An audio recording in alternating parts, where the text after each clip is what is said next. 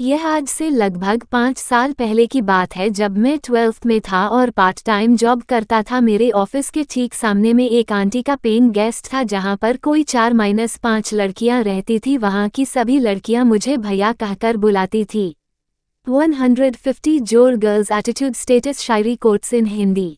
एक दिन उस घर में एक लड़की रहने आई जिसका नाम स्नेहा था। वह पास के एक जिले की रहने वाली थी और यहाँ पीएससी की कोचिंग करने आई थी। जिस दिन मैंने उसे पहली बार देखा था तो बस मेरे दिल से आवाज आई कि यार इस लड़की से प्यार हुआ तो इससे ही शादी करूंगा चाहे जो हो जाए। धीरे धीरे वह मेरी फ्रेंड बन गई और मुझसे बात करने लगी। यह बातें उसकी फ्रेंड को मालूम लगी कि वह किसी को पसंद करती है, लेकिन मेरे बारे में कोई जान नहीं पाया। 1000 जोर अमेजिंग फैक्ट्स इन हिंदी 2023। मजेदार रोचक तथ्य हिंदी में। धीरे धीरे हमारा प्यार बढ़ता गया और इसकी जानकारी मेरे घर वालों को हुआ तो मैंने अपने घर वालों से स्नेहा को मिलवा दिया। मेरे घर वाले शादी के लिए राजी हो गए। इसी बीच स्टेट गवर्नमेंट का जॉब आया और हम दोनों मिलकर तैयारी करने लग गए, लेकिन वह कहती थी कि मुझे पढ़ाई करने का मन नहीं कर रहा है, तो मैं अपनी पढ़ाई छोड़कर उसकी तैयारी करने में जुट गया और उसका सिलेक्शन शिक्षाकर्मी में हो गया। पर मैं अपने एग्जाम में फेल हो गया, जिसका मुझे दुख जो हुआ, पर मैं खुश था कि उसका सिलेक्शन हो गया है। 2 महीने बाद जब उसके जॉब की बात आई तो मैंने अपने कॉन्टैक्ट से उसके पास के गांव में ड्यूटी लगा दिया, जिसमें मुझे 30,000 रुपये देना पड़ा था। उसके जॉब करते ही मानो धीरे धीरे हमारे रिलेशनशिप में कमजोरी आने लगी। वो जिस स्कूल में पढ़ाती थी वह हमारे शहर से मुश्किल से 20 किलोमीटर की दूरी पर था। 100 जोर fruits name in Hindi and English. फल के नाम। छत्तीसगढ़ी जनोला पहेलियाँ। छत्तीसगढ़ी जनोला विद आंसर 2023। जिसके लिए PW रोज बस से सफ़र करती थी। इसके लिए मैंने बस ट्रैवल वालों से मंथली किराया फिक्स किया था। बस के हर लोग मुझे जानते थे, इसलिए मैं टेंशन फ्री था क्योंकि मैं प्रेस रिपोर्टर का जॉब करता था, तो सब मुझे जानते थे। कुछ दिन जॉब करने के बाद वह मुझसे बोली कि मैं रोज रोज बस में सफ़र नहीं कर सकती और मैंने स्कूल के पास में ही एक घर रेंट पर देखा है, मैं वहाँ रहने जा रही हूँ।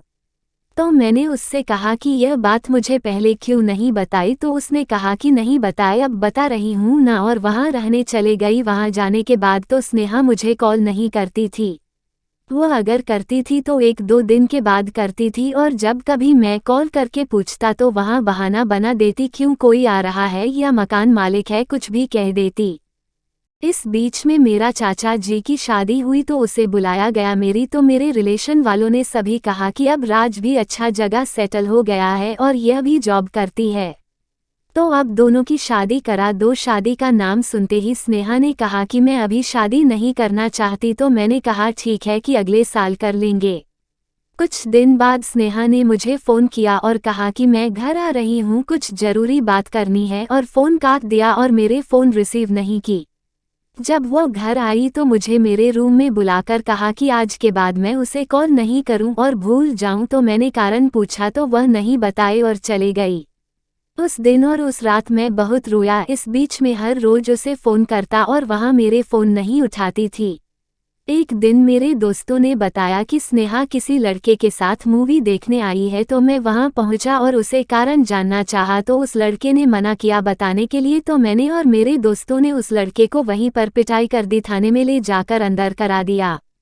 और स्नेहा से पूछा तो उसने फिर भी कुछ नहीं बताया और मुझे फैमिली की कसम देकर उसे थाने से छुड़ाने को कहा और मेरे फैमिली में बता दिया, तो मजबूरी में मुझे उसे छुड़ाना पड़ा। लेकिन उस लड़के को वार्निंग दिया, आज के बाद अगर मुझे स्नेहा के आसपास दिखा तो इससे बुरा हाल करूंगा। इधर एक दिन मैंने अपने दोस्तों के फ़ोन से स्नेहा को कॉल किया और उसे मिलने के लिए बुलाया। जब वो मिलने के लिए आई तो मैंने कहा कि अगर तू उस लड़के को पसंद करती है तो मुझे बता दिया होता, मैं कुछ नहीं कहता, और अगर तुम उस लड़के को चाहती हो तो आज के बाद में ना तुमको फ़ोन करूंगा और ना ही मिलूंगा। इतना ही कहकर मैं वहां से चला गया। कुछ दिन मुझे मेरे ऑफिस से एक न्यूज़ के लिए कलेक्टर साहब के साथ उसके स्कूल गया, तो वह मुझे देखकर डर गई, लेकिन मैंने उसके तरफ नहीं देखा, ना ही उससे कोई बातचीत की। मगर उसकी स्कूल के स्टाफ मुझे जानते थे तो सब लोगों ने मुझसे बात की। इसी बीच उसके स्कूल में उसकी एक फ्रेंड थी जो हम दोनों के बारे में जानती थी। उसने मुझसे बात की और कहा कि आपसे बात करनी है, तो मैंने उसे अपना नंबर दिया और कहा कि कभी भी फ़ोन कर ले। जब उसने मुझे फ़ोन किया तो मैंने पूछा कि आप कौन, तो उसने कहा कि मैं बरखा स्नेहा की फ्रेंड। तो मैं अनजान बनकर बात नहीं करने की बात कहकर कॉल काट दिया। तो उसने कहा कि स्नेहा अपनी गलती पर अफसोस कर रही है और वह आपसे मिलना चाहती है। तो मैंने ठीक है कहकर उसे संडे को मिलने के लिए मॉल में बुलाया और मिलने के लिए गया।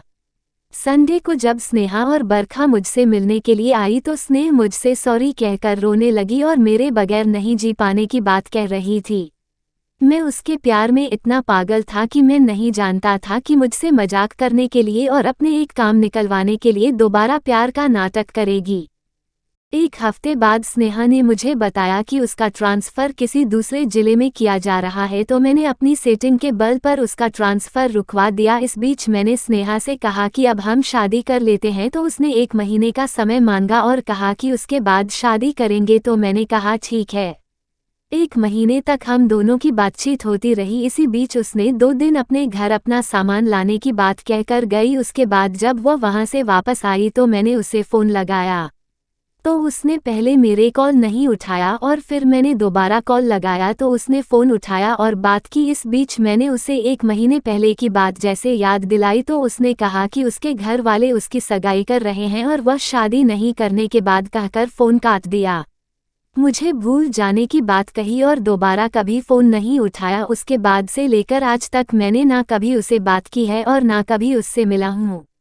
हाँ, लेकिन इस बीच में 3 बार अपने आप को मार डालने की कोशिश कर चुका हूँ, जिसमें आज ये हालत है कि मैं अपने घर से दूर रह रहा हूँ क्योंकि मैं अपने घर जाता हूँ तो मुझे उसकी याद आती है। इसलिए आज मैं अपना घर, परिवार, शहर, दोस्त यार सब कुछ छोड़कर दूसरे शहर में जॉब कर रहा हूँ।